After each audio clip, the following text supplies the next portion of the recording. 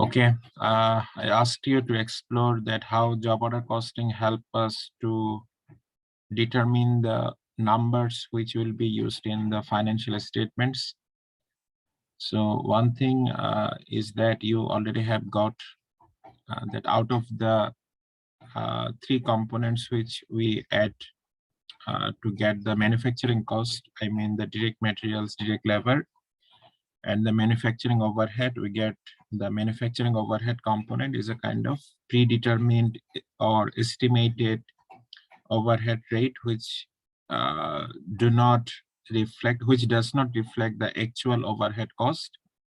It might be equal to the actual overhead cost, or it might be greater than the actual overhead, or it might be less than the actual overhead. I mean, right now I'm focusing on the overhead part of the manufacturing cost, but you see that if you combine all of this, I mean the direct materials, direct labor, and the manufacturing overhead, you get the cost of goods sold.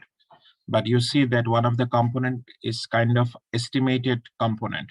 So there is an issue that what you know that in financial statement, there will not be any estimated amount to be reported. The actual amount will be reported. So you see, if the manufacturing cost includes the overhead expenses, which is greater than, I mean, which is less than the actual overhead cost. Say actual overhead cost is 1,000 taka, but by your estimation and by your number of jobs you have been able to use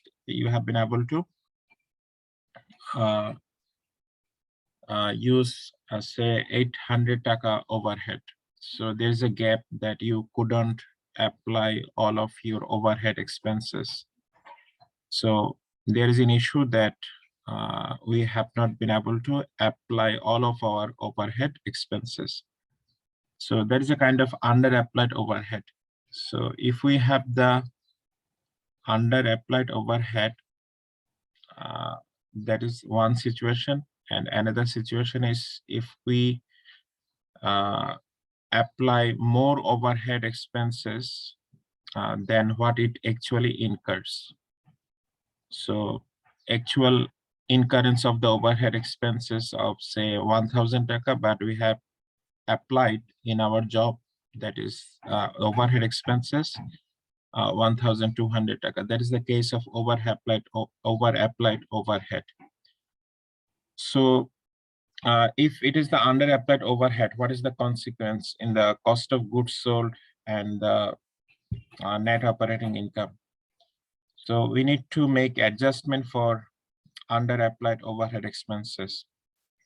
So what I mentioned here in under applied overhead expenses is that we have incurred 1,000 taka overhead expenses. This is the actual incurrence, 1,000. But we have been able to apply overhead to our manufacturing cost. I mean, in the job cost sheet, 800 taka. So you see, actually we have incurred 1,000, but we have been able to apply how much? 800. So which one you should reflect in the cost of goods sold? You should reflect this one, the actual incurrence of the cost of goods sold. In that case, as you have the costing of 800 taka, in terms of the job cost sheet, in terms of the manufacturing sheet, a manufacturing cost reflected by the job cost sheet. So what you need to do, you need to add back 200 so that it becomes equal to the actual incurrence of cost of goods sold.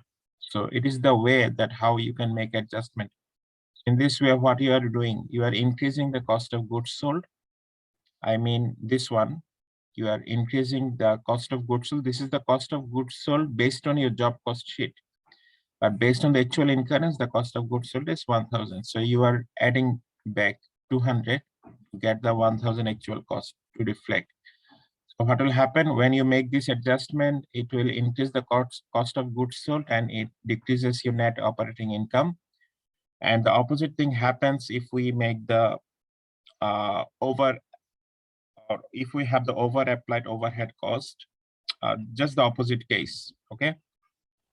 And the role of job cost sheet is like that when over time in a particular year, you will complete a number of jobs, say 10 jobs. If you are a big company, you have a large order amount, or if you are a small company, you may have completed 100 jobs or 150 jobs.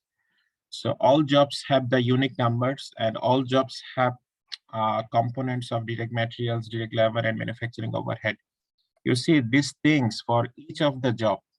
For each of these job, you will have some component used for direct materials. You have used some components of, I mean, the direct labor, and also you have applied the manufacturing overhead. But you see that I mentioned to you that how we classify the inventory in terms of raw materials, in terms of work in progress, in terms of finished goods. I probably mentioned it, that how we get this, okay, in previous the class before the previous class. So for each job, you have a corresponding raw materials remaining, you have corresponding work in progress. For each job, you have some finished goods from each job. So when you add all the raw materials for the job, for all jobs, you add all the work in progress remaining for all jobs, you add all finished goods remaining for all jobs, I mean, coming from all job sheet. So you get a number that reflects the total finished goods, that reflects the total work in progress, that reflects the total raw materials. Okay, so you see that these items are items for financial statement. So you see that financial statement is not prepared directly. So the raw material for the financial statement is a kind of some ledger number or some kind of ledger sheet. Okay, so this ledger sheet for the raw materials, there will be a separate ledger. For work in progress, there will be separate ledger. For finished goods, there will be separate ledger. So each of the values from the ledger will be transferred to the financial statement for each of these component I mentioned.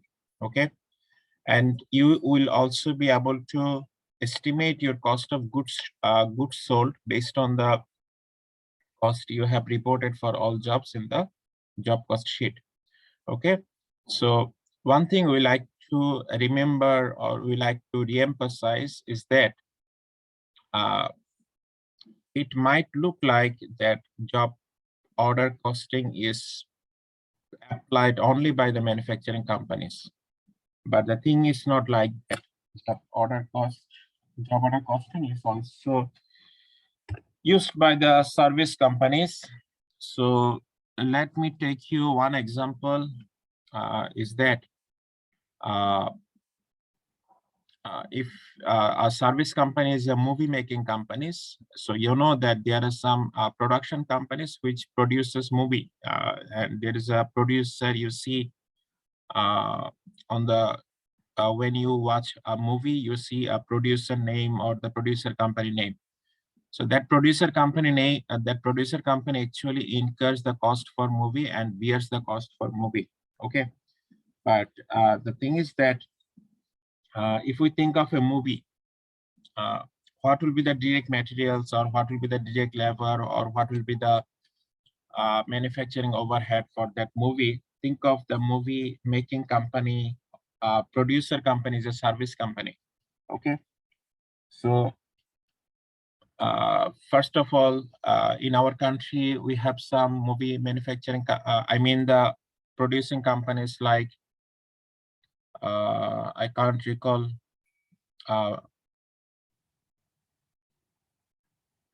there are some local movie manufacturing companies, and we also see some movie producing companies in outside.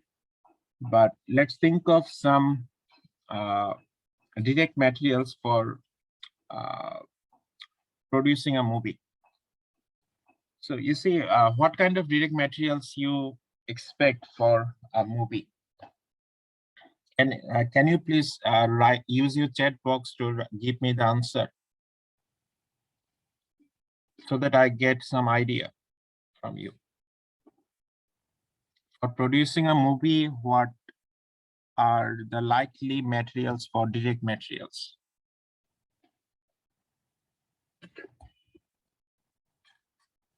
I believe you have got my question. So try to write it down. It's not necessarily to be correct, but we'll try to have some food for discussion. Camera. So stage light, stage background, costumes, actors, remuneration. Okay. So the responses are coming. It's very good.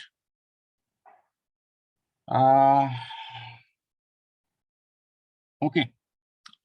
So let me pick some answers from you, given by you. Camera, stage light, stage background. Let's think of this component. You see that the camera, stage light, stage the back. I'm not very clear that how you are meaning the background, but you see the camera and light are not bought for a single movie. It will be used for a number of movies that company will be producing. So I was asking about the direct materials. So it is more likely to be the candidate for the overhead. Okay, the camera expenses or the light expenses. If I do not think of more sophisticated way, but one particular thing I like to pick for the direct material, that is the costume. So the costume actors or actress wear for a particular movie is a kind of unique and solely applicable for that movie. So costumes can be considered as a direct material.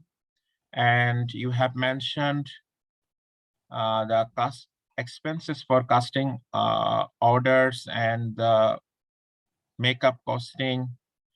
So if we can artist fee, director's script, okay, the good responses are coming. Okay, script writer, remuneration. So you see that these things are particularly applicable to a movie. So these are more kind of the direct labor expenses. Okay, so these are more kind of direct labor expenses and particularly applicable to a single movie or particularly applicable to a particular movies. Okay, so you already have mentioned some expenses for overhead.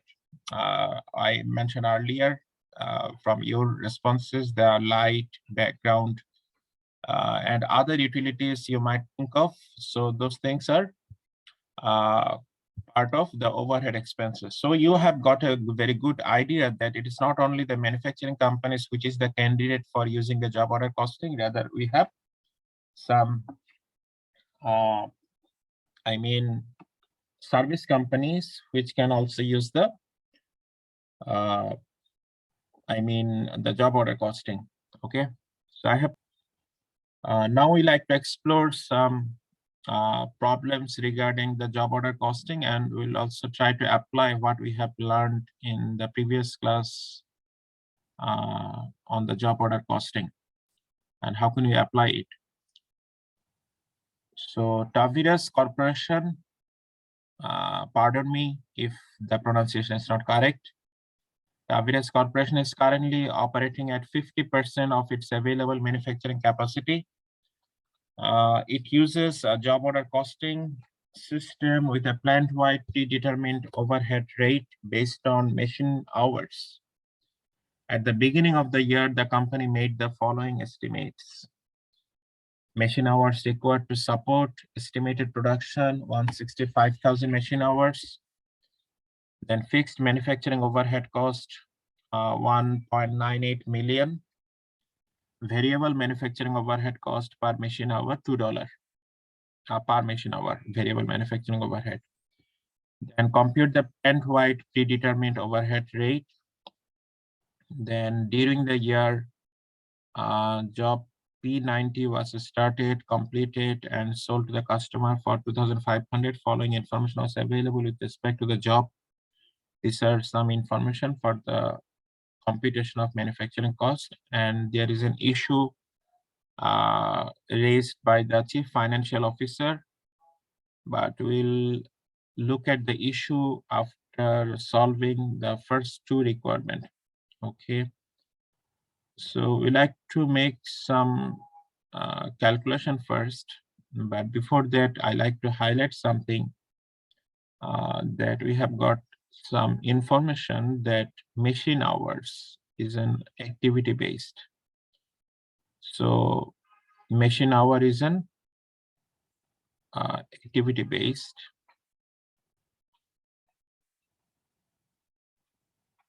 Okay, so machine hour is our activity base. So you can recall that what I mean by activity base. At the beginning of the year, this is an idea that we'll be using the predetermined overhead. That's why it is at the beginning of the year, the company made the following estimate. So plant-wide predetermined overhead rate indicates that we do not have the department level information. You probably can recall that in previous class, we solved a problem which has two departments, milling and assembly, if I'm not wrong. But you see, it is a kind of overall, I mean, the broad level predetermined overhead rate, not the multiple predetermined overhead rate based on number of departments or based on number of activities. But you have to look at that at which capacity the machine, the plant is operating. The plant is capable for what capacity, and the plant is right now running for what amount of production. So the thing is, one information here that the plant is currently operating at 50% of its available manufacturing capacity. So if it is like that, the plant was originally designed or originally capable for making, say, 400,000 products, but right now it is operating at 50% of its available manufacturing capacity. So half of 400,000 is 200,000. That means it is producing 200,000 products right now. So let's see what are the requirements. Compute the plant-wide predetermined overhead rate. So now I will take help of my text rather than opening my screen. Let's open the whiteboard. For solving a problem, I will assume that you are following the problem from your text. Okay. So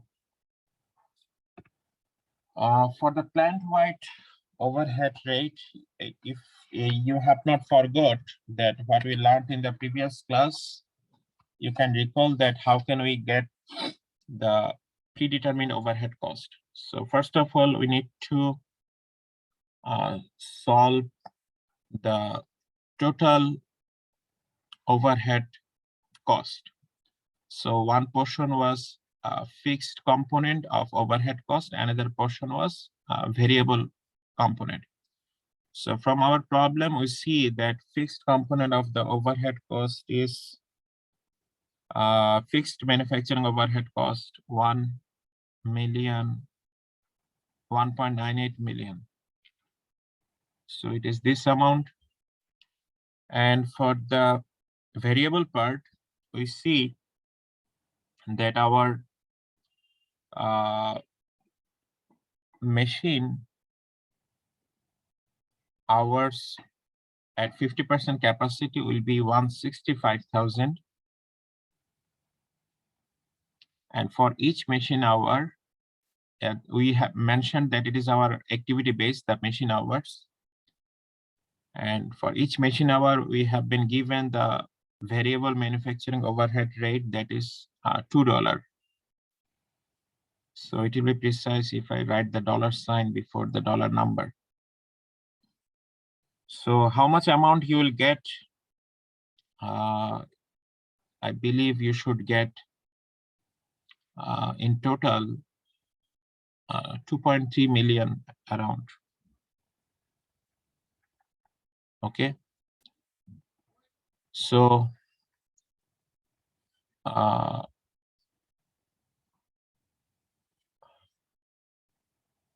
class is being recorded. Someone has asked that whether I'm recording. Yes, I'm recording. So this is our estimated total overhead cost. Okay, now the question is estimating the plant-wide predetermined overhead rate. So the plant is right now working for 165,000 machine hours capacity. So what will be the plant-wide predetermined overhead rate? So for the plant-wide predetermined overhead rate, what can we do? We can divide the total overhead cost estimated, obviously, and we can divide this number by our activity base, which is the total machine hours for which the plant will be operating. So if I write here activity base, and you know that what I'm meaning here, I'm meaning the estimated total overhead here, and here I'm meaning the estimated total machine hours. Now, if I divide this 2.3 million by 0.165 million, I'll get that the overhead rate is $14 per machine hour. So it is per machine hour. So this should be this should fill the requirement of the requirement 1. Now requirement 2, let's read together. During the year, the job P90 is a particular job which has been identified, was started, completed, and sold to the customer for 2,500. So it is a kind of we are doing the calculation after having the job delivered to the customer. Okay. The following information was available with respect to the job: direct materials 1,150, direct labor cost 830, and machine hours used 72. So we have understood that this machine hours has been given to us to estimate the manufacturing overhead expenses. Okay. So compute the total manufacturing cost assigned to job P90. So for the problem 2, what can we do? We can assemble all the manufacturing expenses. Say here we have the direct materials. That is 1,150 given. Then for direct labor, 830. Let me write the $sign here. And we need to find out the manufacturing overhead. That should be, note that there is a machine hours used 72. And we know that for each machine hour, we have the overhead expenses of $14 per machine hour. So we have 1,008. $1,008. So if we sum up all of this, we get the manufacturing cost for which one? We get the manufacturing cost for job P90. Okay. Manufacturing cost for job P90. So if we sum up how much we will get, it should be 8 it should be 8, and it should be 9, and it should be 2. Okay.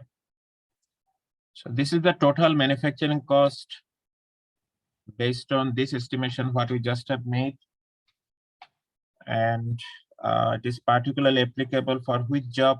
Job P90. So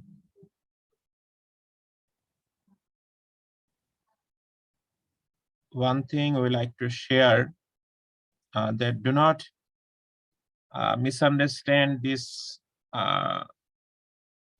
short notation for the direct materials, direct labor, manufacturing overhead. So if you're not attending the class, you might understand that why sir is writing the direct messaging here, or direct message me. Okay. So don't try to misunderstand this. It is just for saving time in the class, and do not even try to write it down on the exam script. That will be very unexpected. Okay. Okay. Okay, number 2 is done. Now there's a question. The question is like this. Note that the job was sold at which price? 2,500. But we see the cost based on our estimation is 2,988. It's kind of the company has done something wrong, or the company has done some loss-making job. So that's why the chief financial officer has raised concern. The financial officer of the company is saying that upon completing job P90, the chief financial officer is saying, by comparing the sales revenue with the total manufacturing cost, if the exact same opportunity work, so our front door tomorrow, I will turn it down rather than making it and selling it for 2,500. So it is a kind of strong argument that I will not continue, or I'll not take any kind of a job look like the job P90. So we have to make some argument against the chief financial officer, and again in support of the chief financial officer. Okay. Okay. Someone has raised question here. Would you please repeat the meaning of using 50% of the capacity in the question? Okay, the thing is like that. The plant is originally designed for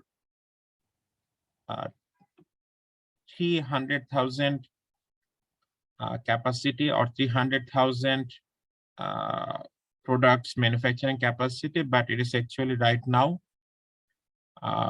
operating at 50% of its capacity. It is not producing 3,000, 300,000, rather it is producing at 150,000 in this way. I'll show you in more detail in the requirement number 3, because there are some more discussion we need to make for this issue. So this issue will help us to find the answer to refute or to support the CFO's argument or CFO's assertion. Okay. First of all, you probably can recall that we mentioned about the contribution margin in our class, that we mentioned that if we do not have any kind of contribution margin, we have to stop. If we see that our sales revenue has been eaten by the variable cost, and it has remained nothing for capturing or for covering the fixed cost. So that is unexpected. In that case, economics is telling us that you need to go for shutting down your business. Okay. So first of all, we like to check that if the company is operating at 50% of its manufacturing capacity, and If we believe that, or if we have some clue that it is still giving us at least $1 contribution margin to cover the fixed cost expenses, in that case, we will assume that it is a kind of counter argument against the argument of CFO. CFO is saying, let's stop this. But if we try to think of the contribution margin argument, let's see that what happens. Can we refute the CFO's assertion to stop this or to continue this? So the argument is that if we have still a single dollar contribution margin, we'll try to pursue this kind of business opportunity as long as the company is operating 50% of its manufacturing capacity. So let's try to explore it. What is our sales revenue for this particular job? To get the contribution margin, we have to prepare a income statement. We have a sales revenue of $2,500. I believe we have not forgot, or you can not recall that from where this number is coming. So sales is $2,500 for this particular job, this one. Okay. Okay. For the purpose of contribution margin, which expenses I should get? All manufacturing expenses or all the variable expenses or all the variable cost? To be precise, it should be variable cost other than the expenses. Okay, for getting the contribution margin, we have to find out the variable cost. So we know that direct materials is a variable cost. It is 1,150. And we also know that direct labor is a variable expenses, 830. And out of the manufacturing overhead, the question is all the total manufacturing overhead is variable, or there's a component which is fixed? So there's a component which is fixed, and let me circle it down for you. This component is fixed. So which component is variable? This component is variable. So for contribution margin, we need to sum all the variable expenses. So what we are doing, variable cost, okay. So $2 per machine hour, that is the variable manufacturing overhead. Let me write it, okay. Okay, variable manufacturing overhead. For this job, how many machine hours has been used? 72 machine hours multiplied by 2. So we'll get 144. So if we sum all of these variable cost, we get how much? Answer from you. You would mention, or you'd sound very loud in physical class. Now you can give the answer silently in the chat box. By summing these three numbers, the manufacturing cost for this job, 2,124. So 2,124. Thank you for your responses. So you get a positive dollar contribution margin or a negative dollar contribution margin. Obviously, you get some positive dollar contribution margin. So our argument is that as long as you are getting a positive contribution margin and you are also operating at 50% of your production capacity, you should not be very much unhappy, and you can still pursue such business opportunity which is giving positive contribution margin. So what we are doing, we are supporting or we are refuting the chief financial officer. We are refuting chief financial officer based on the argument that the positive contribution margin. Okay. So let's see, is there any way that we make an argument which will support the CFO's assertion in an alternative way? Construct an argument accompanied by numerical analysis that supports the chief financial officer's assertion. So Chief Financial Officer's suggestion is to abandon this kind of business opportunity and go for a better business opportunity. Okay, so let me put here, and I'm writing the 4 here, number 4. Okay, now the application of manufacturing capacity will come. The issue is that the manufacturing capacity of this plant is actually not for 165,000 machine hours. This plant has capacity for running the 330,000 machine hours capacity. So from where I'm mentioning the 330,000, you see, at 50% capacity,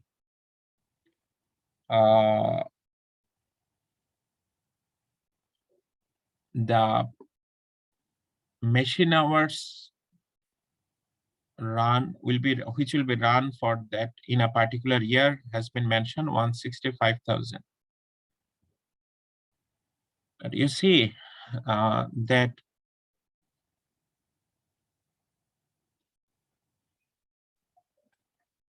this fixed cost, which is 1.98 million, which will be incurred by the whole plant, it does not depend on how much capacity you are running for. You are running for 20% capacity, you are running for 30%, 40% capacity, or you are running for 80% capacity, you have to incur this fixed cost. But based on the capacity, which will be changed? Based on the capacity, your variable cost may go up or go down. But if the 50% of the manufacturing capacity is 165,000, if it 165,000 is indicates the machine hours 165,000, if we would have 100% capacity, what would be the machine hours?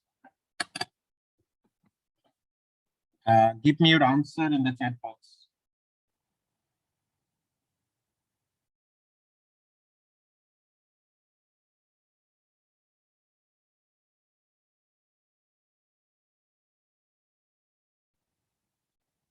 Okay, I see responses are coming. Good responses, 330,000. So you have got that the plant has been designed originally for 330,000 capacity, and the plan is actually running for 165,000 machine hours capacity. Now you see the overhead, what we estimated earlier, using the 165,000 machine hours capacity. Does this manufacturing overhead reflects the manufacturing overhead at actual capacity?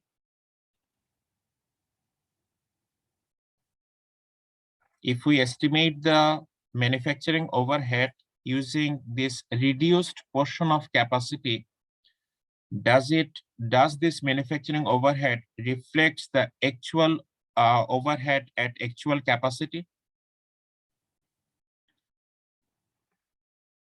The answer should be yes or no.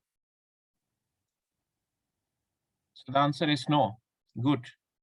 So you have got it. So let's proceed. The thing is that in that case, we need to check what would be the manufacturing overhead if we estimate the manufacturing overhead based on the actual capacity of 330,000 rather than the reduced capacity of 165,000. So we can repeat this calculation, which is here. Okay, this one. So what can we do?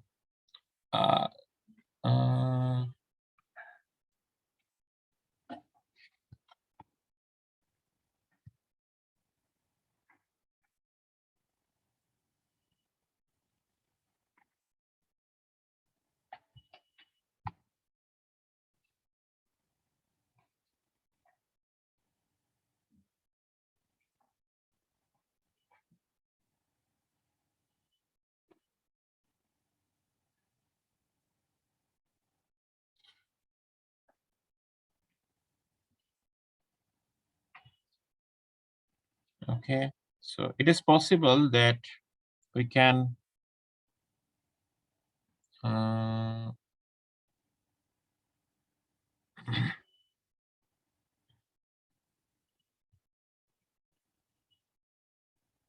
okay, so I was trying to copy this portion. It is possible in this whiteboard, not possible in physical whiteboard. Okay, so I'm not getting it right now. So, okay, so let's rewrite the calculation for the manufacturing overhead fixed cost plus variable cost. Remember, it is for the manufacturing overhead, not the total fixed cost or not the total variable cost. Okay, so it is as a same as 1 million, 1.98 million. And what should be the variable cost for manufacturing overhead portion right now? It should be 330,000 multiplied by 2. Same. So in that case, what would be my estimated total overhead? It should be, okay, someone has written it down for me. Thanks. 260. Okay, it should be 0.64 million, kind of. 2.64 million. Okay. Okay. So one thing I like to help you to learn that when you pronounce the big number, you try to pronounce the number in terms of million or in terms of billion, so that you can, it is not only for this purpose, it also used for application purpose, so that you can think of the numbers more easily. You do not need to be very precise to pronounce all of the numbers, okay? And all of the numbers, and you should, you do not need to express in terms of unit digit or in terms of tenth, okay, or in terms of 100. Try to mention it in terms of thousand, million, billion, in this way, so you'll be more comfortable. Okay, so this is our estimated total overhead cost. Now, predetermined overhead rate, what will be now? The revised predetermined overhead, total overhead estimated divided by, it should be the activity base. Now note that it would not be the reduced capacity activity base, rather it will be the actual capacity. So if we write 2.64 million, and this is our total revised overhead expenses, divide this number by 330,000. You know that from where I'm getting this 330,000, it is the number of machine hours if we would run the machine, if we would run the plant for at actual capacity. So what will be the predetermined overhead rate? $8. Someone has written this answer for me in the chat box. Thanks. So you see that it is $8 per machine hour. So you see that what is the changes from the $14 overhead per machine hour and $8 per machine hour. What has caused the changes? Do you know which portion has caused this change, has reduced this from 14 to 8? From 14 to 8. Which is driving this number from 14 to down to 8? Is it, you see that which has actually went down, or which has actually gone down? The variable cost or the fixed cost?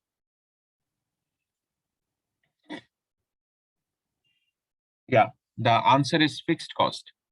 Obviously, the increased capacity, increased machine hour, that is driving. You see that when you are allocating the fixed cost for actual capacity, which is a greater number, you have been able to reduce the per unit fixed cost, and that is the idea, or that is the advantage, that why people prefer more fixed cost when they have more capacity, or when they have more sales number, or when they have more activity base, okay, because they can able to reduce the fixed cost per unit. Okay, that's the idea. Okay, now let's revise our total manufacturing cost using this overhead. Okay, so our direct materials will remain same. That is the direct materials. Again, what we are doing, I'm trying to remind you, we are trying to make an argument based on some numerical analysis which will support the chief financial officer's assertion. What is his assertion? To abandon this kind of opportunity. Okay, so direct materials cost is same, $1,150. The direct labor is $830, and okay, manufacturing overhead. So we are not right now supporting. We are right now we are right now do not counter, are making a counter. We are trying to find out a way to support the CFO's argument. Okay, so here the manufacturing overhead. What is the manufacturing overhead per machine hour? 8. For this activity, remember it is the job 90, right? Yeah, job P90. The manufacturing overhead is based on the machine hours. For this job, 72 machine hours have been used. So for 72 machine hours, we have per machine hour $8 overhead cost. This is $8. And if we multiply this, we get 576. Okay. So if we sum all of this, 2,556. Other than assuming any selling or any administrative expenses, we get the total manufacturing cost for this job is 2,556. You probably can recall what was the sales revenue for this job, 2,500. So you see, if we sell this job at this price, we have negative profit, right? If we have negative profit, in that case, we should support the CFO's assertion, or we should support the CFO's assertion that, yeah, he is right, that this kind of business opportunity should not be pursued. Okay. So we have some time remaining. So by this time, what can we do? We can look for another problem, interesting problem, and let's try to solve it together. But before that, let's explore what is the problem. Okay.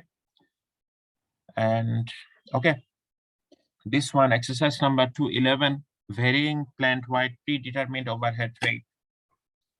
Varying plant-wide predetermined overhead rate. Okay. Okay. So we'll try to explore that how the predetermined overhead rate is varying. Is it varying for having more department, or is it varying for other reason? 25016 has raised hand. So 016. Okay.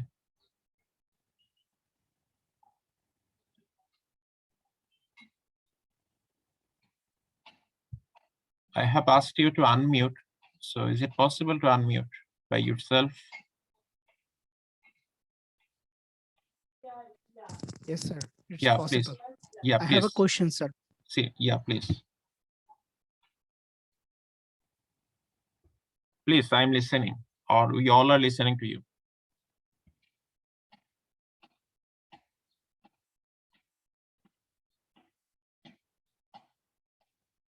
Mention a question, please. You have unmuted again.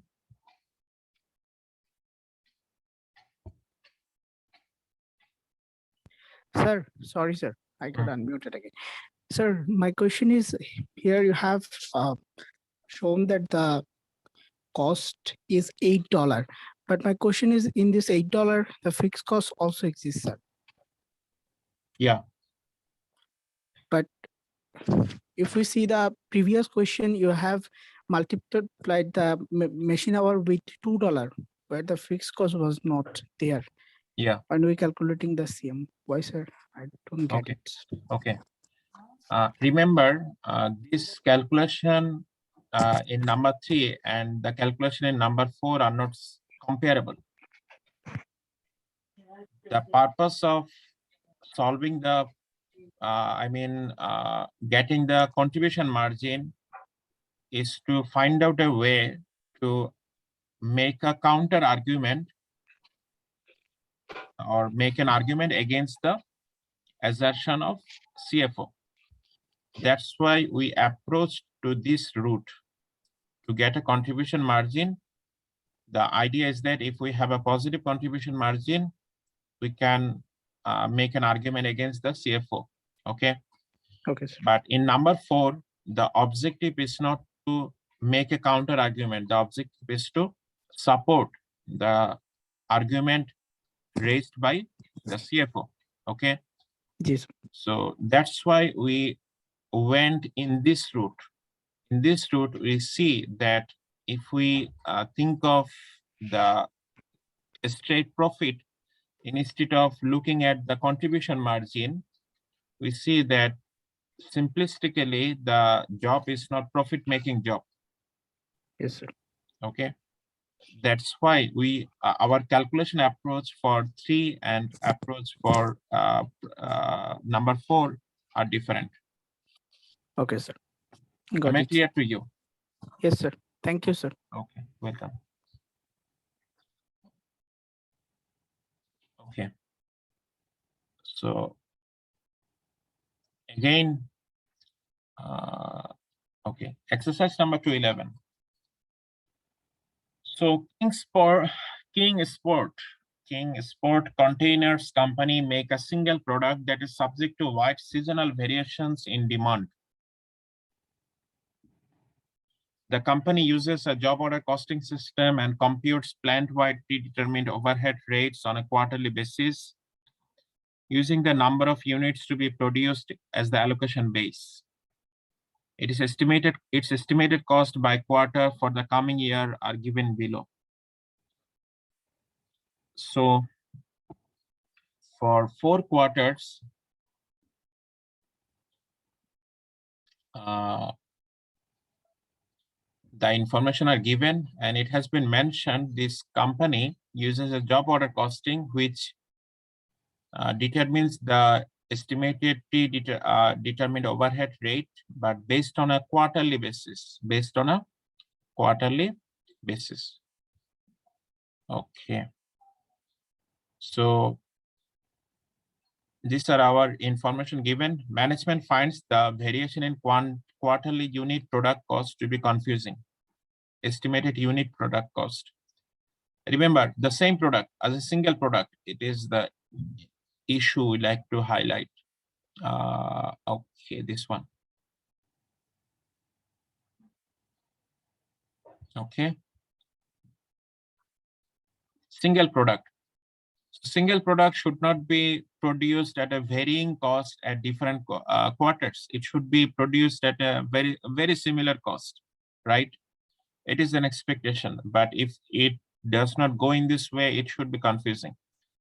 It has been suggested that the problem lies in the manufacturing overhead because it is the largest element of total manufacturing cost. So it's out of the total cost, we see a manufacturing overhead is eating significant total manufacturing cost or contributing at significant manufacturing cost. Okay. So that has been explained. Accordingly, you have been asked to find out a more appropriate way of assigning manufacturing overhead cost to units of product. Okay. The requirement, assuming the estimated variable manufacturing overhead cost per unit $2, what must be the estimated total fixed manufacturing overhead cost per quarter? Okay. So you take your text and try to get the information from there, because I will be working on a whiteboard. Okay, the thing is that we need to find out that what is the variable, what is the fixed portion of the manufacturing overhead. I mean, we need to explore more about the details of the manufacturing overhead. So you see, if the total manufacturing overhead is $300,000 and number of units to be produced in this quarter is 80,000, and we have been given the variable manufacturing overhead cost is $2 per unit, is it possible to get the fixed manufacturing overhead? I believe it is possible, and it is a straightforward. Total estimated, not total estimated, total manufacturing overhead is $300,000. If we subtract the variable portion, that is the 80,000 multiplied by how much? $2. Yeah, $2 per unit. It is 160,000, and we have how much? 140,000.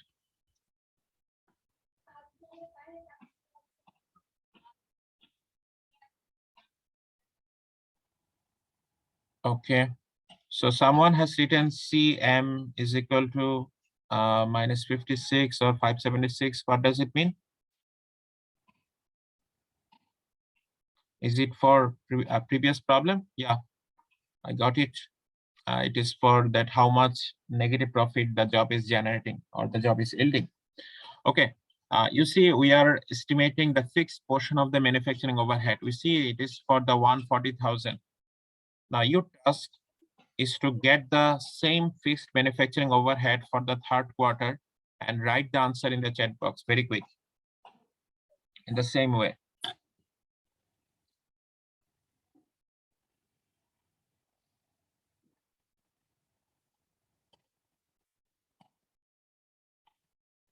Get the variable manufacturing cost by multiplying 20,000 and $2 and subtract this amount from the total manufacturing overhead, get the fixed portion of the manufacturing overhead. So I see 120,000. How?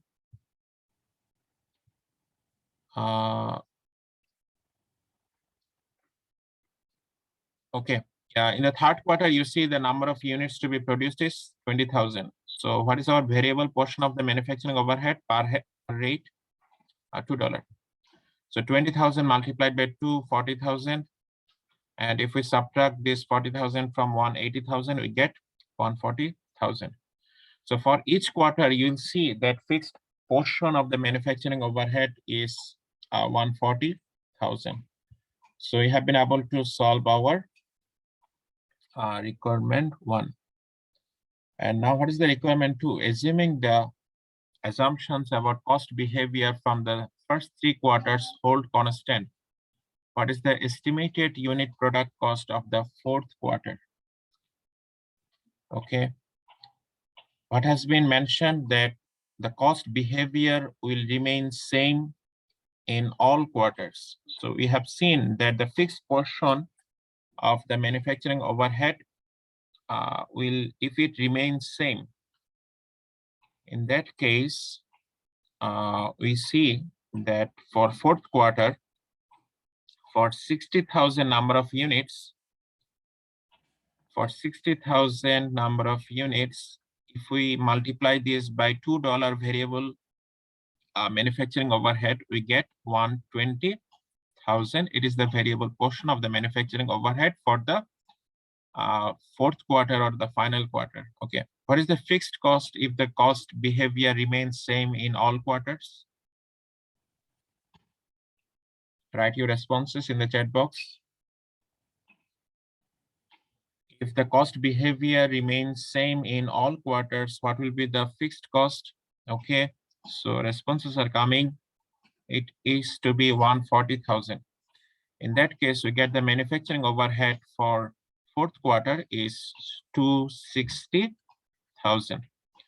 So you see, if we get the manufacturing overhead of 260,000, what will be the total manufacturing cost? 180,000 plus 96,000 plus 260,000. In that case, total manufacturing cost should be 536,000. It is a straightforward calculation. 536,000. Probably you have made a typo in 356,000. Okay. Now, what is the number of units to be produced in the final quarter? The 60,000. So if we divide this number by 60,000, what we will get? We will get the estimated unit product cost for the fourth quarter. That should be 8.93. 8.93. Okay. Okay. I see the responses are coming from some common people. Common people are few people are responding more, and I see no responses from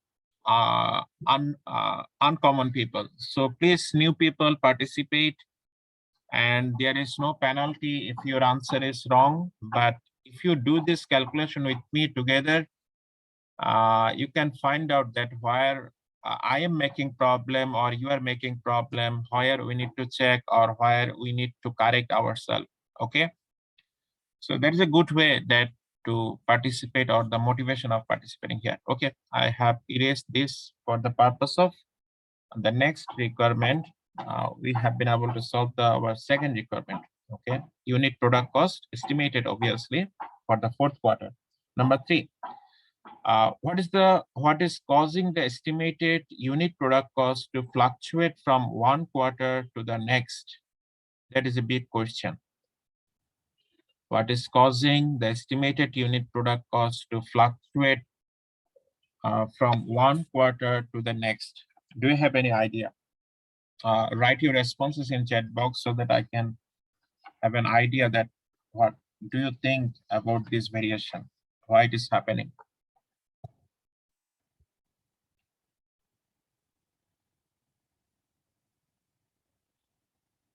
If you can relate the problem with the previous problem, you have the answer. That now you have all the information, no question mark here. But the question is why the unit product cost is fluctuating.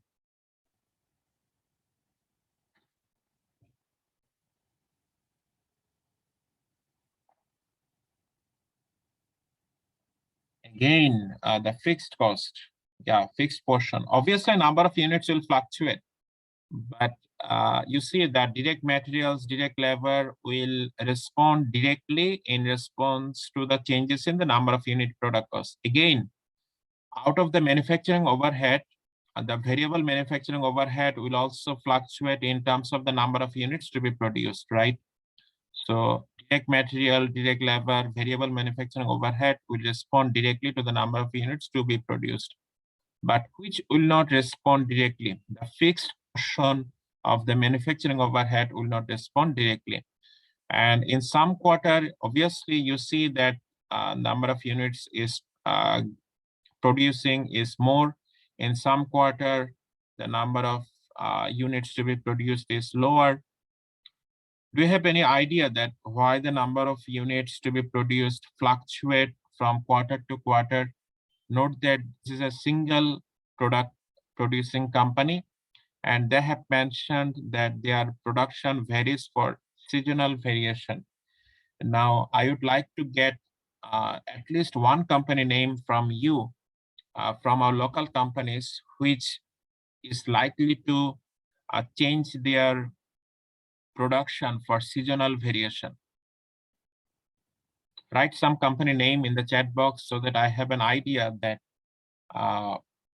you know the kind of companies which change their production in response to changes in the season.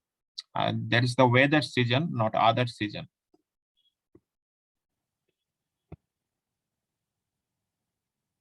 You have two criteria. That company need to be a kind of single product producing company, and that company changes the number of unit. Yeah, I was expecting your answer. Ice cream company, Igloo ice cream.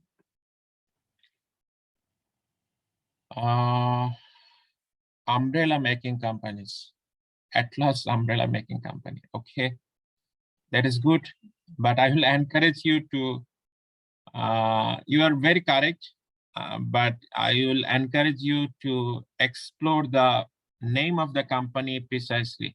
Okay, obviously, I know the category of companies. It could be ice cream company, it could be umbrella company, it could be a pharmaceutical company. How pharmaceutical company? That is interesting. Would you please explain, Shajid? Okay, let me unmute you. Shajid. Okay, Shajid, please. Can you give me the idea that how pharmaceutical company? Sir basically sir শীতের সময় sir ঠান্ডা তারপরে sir এই টাইপের রোগের জন্য এই টাইপের ওষুধ স্যার বেশি তৈরি করা হয় স্যার, যত স্যার জানি। আব্বু ফার্মাসিউটিক্যাল কোম্পানিতে জব করে তো sir পেছুতে। Okay. You see that the pharmaceutical products for the winter season will be required more in the winter season, right? So in which season it should be produced, in the winter season or the season coming before the winter season?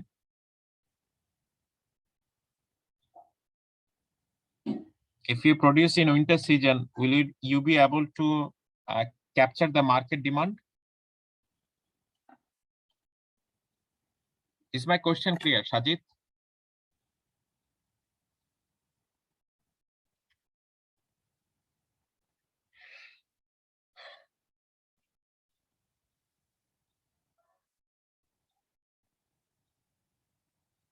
Shajid, have you got my question? Okay, I get no response. Okay, people are getting, have got my question and they are responding very clearly. Okay, before winter. Okay, let's proceed. You have got it that for seasonal variation, it will change, but the question was, you already have given the answer. Because of the fixed portion of the manufacturing overhead, the estimated unit product cost is fluctuating over time. Okay, how would you recommend stabilizing the company's unit product cost? Support your answer with computation.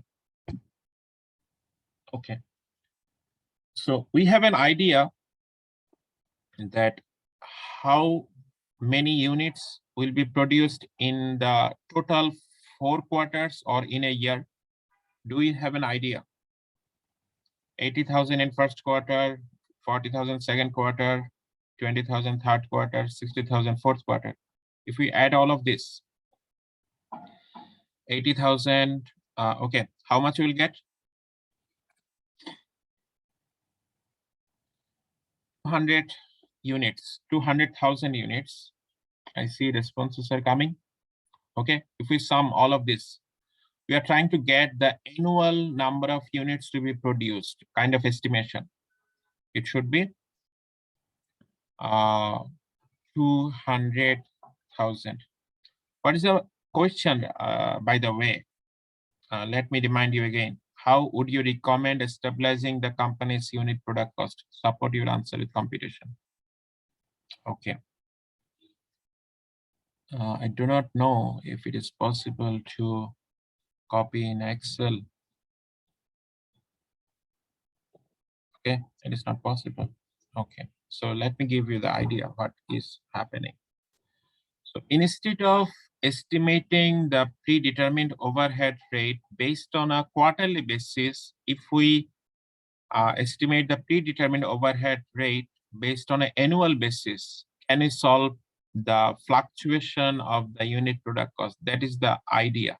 Okay, so we have the total manufacturing cost. So how the total manufacturing cost? So for each quarter, we get fixed manufacturing overhead of 140,000. And for 4 quarters, how much we should have fixed manufacturing overhead? 560,000. This is the fixed portion of the manufacturing overhead. Again, you see that annual estimated units of products to be produced is 200,000. So we can determine the variable portion of the manufacturing overhead. Can you recall that how much was the variable manufacturing overhead per unit? It is the $2. So if we multiply this by 2, we get 400,000. Now, if we sum all of this fixed portion and the variable portion, we should get 960,000. And now, if I divide the total estimated manufacturing overhead, including fixed and variable, I mean the Y, and divide this number by the estimated activity base, which is 200,000. You know that from where we have got the 200,000. Okay, 200,000. So how much manufacturing overhead we will get? Now we are not calculating on a quarterly basis. Now we are estimating the predetermined overhead rate based on an annual basis. So we'll get 4.8 per unit. Okay, you have given me the answer. That's good. 4.8 per unit. Now, what is your task? Your task is to apply the 4.8 manufacturing overhead.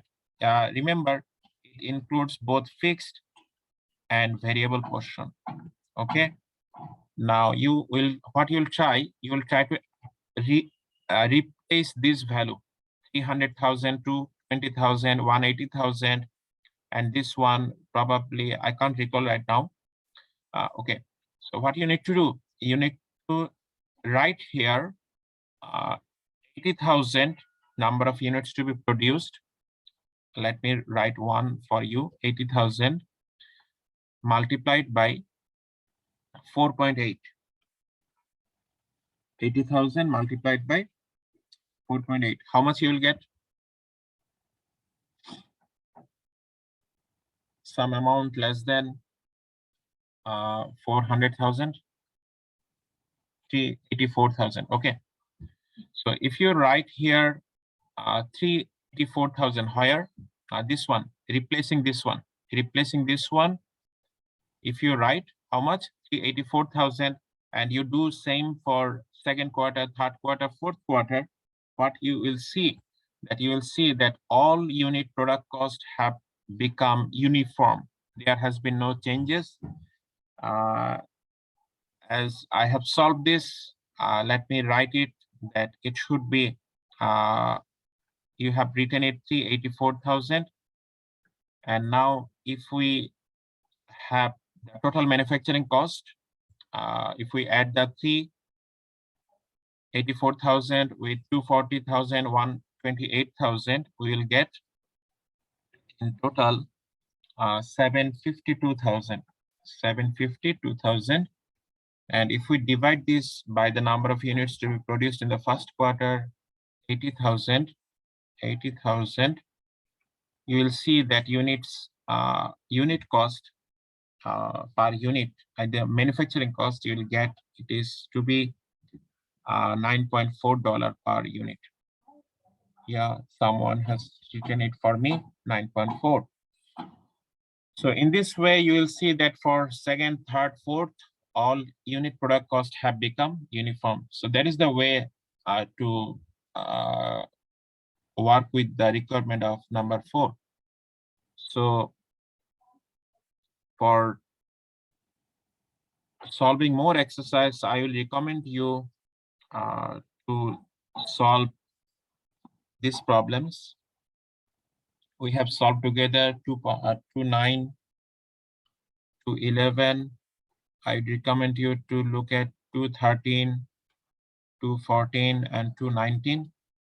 And if you have any issue, we can discuss together in next class, or we'll also try to solve one of these problems out of these 3 together in next class. So that is all about for today's class. And